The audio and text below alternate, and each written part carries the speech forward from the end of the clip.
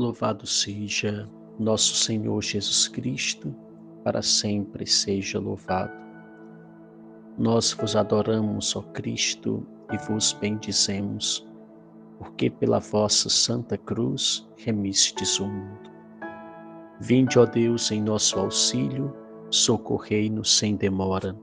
Glória ao Pai, ao Filho e ao Espírito Santo, como era no princípio, agora e sempre. Amém. Deus que criastes a luz, sois luz do céu radiosa, o firmamento estendestes com vossa mão poderosa. A aurora esconde as estrelas e o seu clarão vos bendiz. A estrela d'alva fulgura, sinal de Cristo Jesus.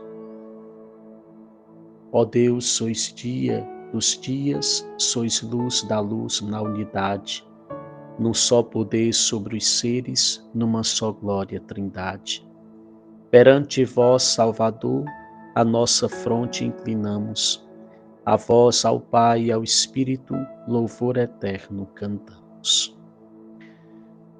Meu irmão, minha irmã, paroquiano, paroquiana, sei de outras paróquias que reza conosco, mais uma sexta-feira da 28ª semana do tempo comum. Um dia penitencial, um dia para nos colocarmos na presença do Senhor, onde for possível, e aqueles que necessitarem, uma feliz oportunidade para a confissão, para o sacramento da reconciliação, uma oportunidade de nos reconciliarmos com Deus. Também um dia para fazermos penitência, de algum modo nos penitenciarmos, nos mortificarmos, a mortificação da carne e do corpo, para também nos fortalecermos espiritualmente. Peçamos a nosso Senhor neste dia que nos fortaleça e hoje seja para nós uma oportunidade de encontro também com a sua misericórdia, o encontro com o seu amor, com a sua ternura que nos alcança, que nos acolhe sempre. Seguindo nossa meditação, temos feito ao longo desta semana sobre as partes fixas da missa. Vamos agora para a oração universal. A oração universal ou oração dos fiéis. Na oração universal ou oração dos fiéis, o povo responde de certo modo à palavra de Deus acolhida na fé e, exercendo a sua função sacerdotal, eleva preces a Deus pela salvação de todos. Quando nós ouvimos a palavra de Deus, é Deus quem fala para nós. Por isso, nas leituras, é sempre o Senhor a nos comunicar, é sempre o Senhor a nos falar, e devemos ouvir com muita atenção. É por essa razão também que nós não devemos ter nada em mãos dentro da liturgia, dentro da Santa Missa, no sentido de ficar olhando o texto. A palavra de Deus está sendo proclamada e deve ser ouvida com muito respeito, com veneração por nós.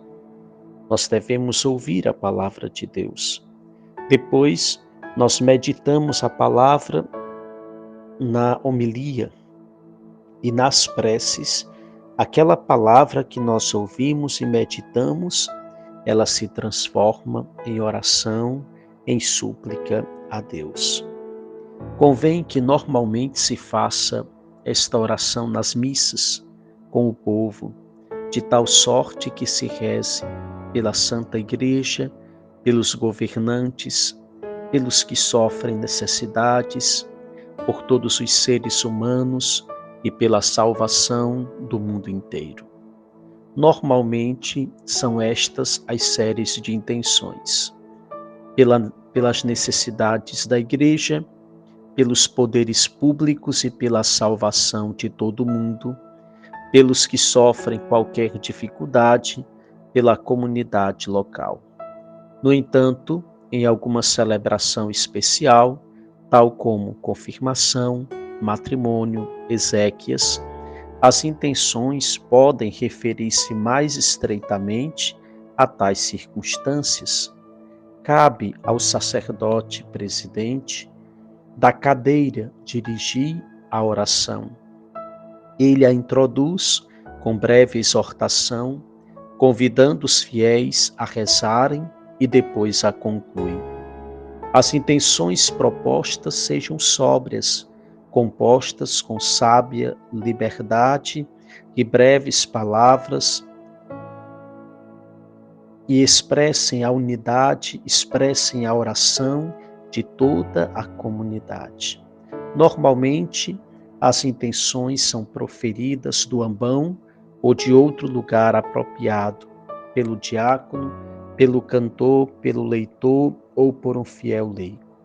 O povo de pé exprime a sua súplica, seja por uma invocação comum, após as intenções proferidas, seja por uma oração silenciosa. Depois nós passamos à liturgia eucarística. Na última ceia, Cristo instituiu o sacrifício e a ceia pascal, que se tornam continuamente presente na igreja, sacrifício da cruz, quando o sacerdote representante do Cristo Senhor realiza aquilo mesmo que o Senhor fez e entregou aos discípulos para que o fizesse em sua memória. Cristo, na verdade, tomou o pão e o cálice, deu graças, partiu o pão e deu a seus discípulos, dizendo: tomai, comei, bebei, isto é o meu corpo, este é o cálice do meu sangue, fazei isto em memória de mim. Por isso a Igreja dispôs toda a celebração da liturgia eucarística em partes, para que correspondem às palavras e gestos de Cristo. De fato, na preparação dos dons, levam-se ao altar o pão e o vinho com água, isto é, aqueles elementos que Cristo tomou em suas mãos.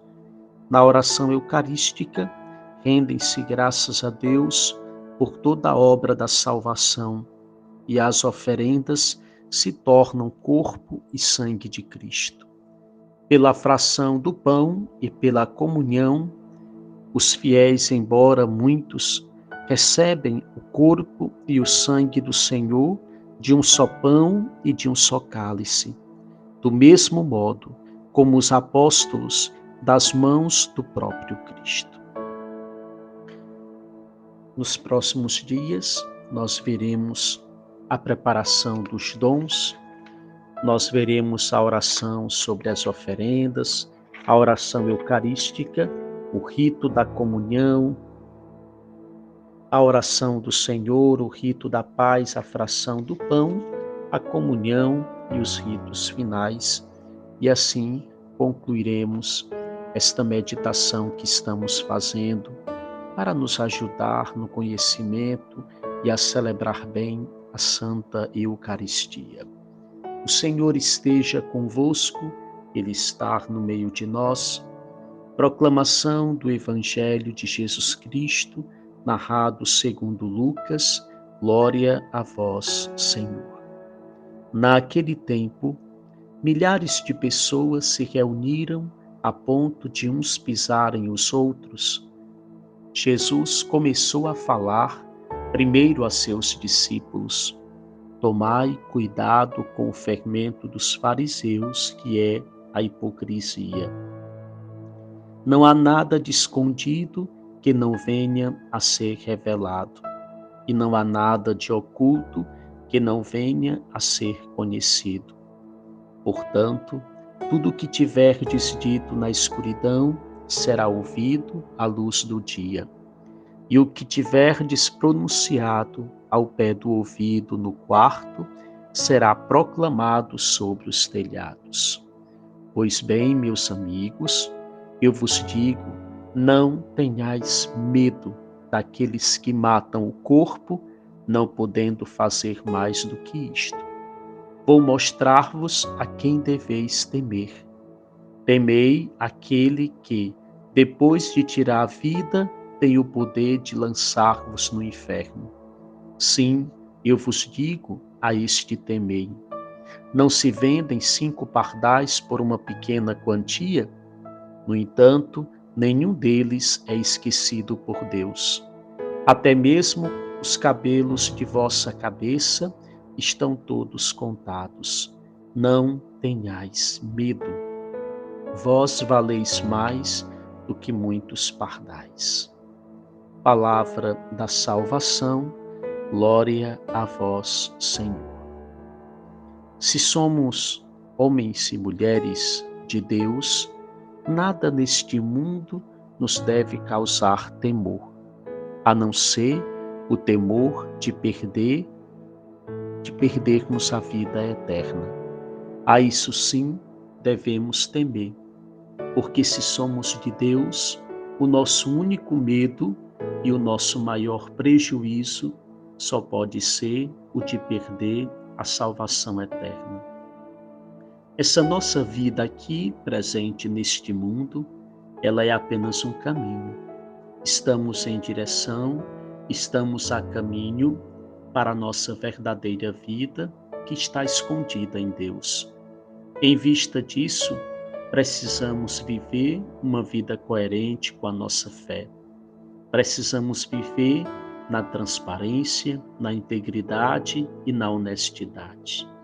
Quem diz uma coisa e faz outra, ou quem ocultamente procede de outra maneira, mostra que não crê em Deus, pois tenta enganar os seus irmãos e esquece-se de que a Deus nós não enganamos.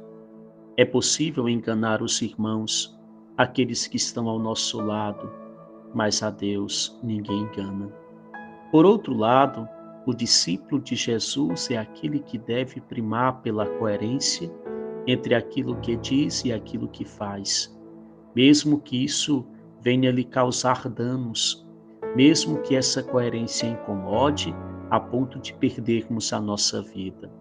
Mas sermos coerentes com aquilo que o Senhor nos diz, a incoerência revela a nossa profunda ignorância em querer poupar a nossa vida neste mundo. É para isso, meus irmãos, e para isso é preciso ter fé e coragem, para viver na verdade, mesmo que ela nos cause transtornos, prejuízos, mesmo que a verdade nos cause grandes sofrimentos. Afinal, no mundo de mentiras, ser verdadeiro é algo que incomoda bastante. É por isso que Jesus nos recomenda no Evangelho de hoje: não tenhais medo daqueles que matam o corpo, mas não podem matar a nossa alma, não podem lançar a nossa alma no inferno. Devemos ter medo da morte da nossa alma. Devemos ter medo da perdição eterna. Disso sim, devemos ter medo, devemos temer e tremer. A incoerência, além de revelar a nossa profunda ignorância em querer poupar a nossa vida neste mundo, revela alguém que não tem fé, alguém que não crê na salvação eterna, alguém que não teme a Deus. Entre o corpo e a alma é o que nós temos de mais precioso. Tudo isso porque Ele nos ama. O Senhor nos diz: não tenhais medo, porque Ele nos ama, Ele que nos criou, Ele também nos conhece profundamente. Aquele que tem fé não teme viver aqui neste mundo de maneira coerente. Aquele que tem fé, que abriu o coração para Deus, não teme e não descansa de lutar para ser fiel a Ele. Que o Senhor nos ajude, que a graça de Deus nos ajude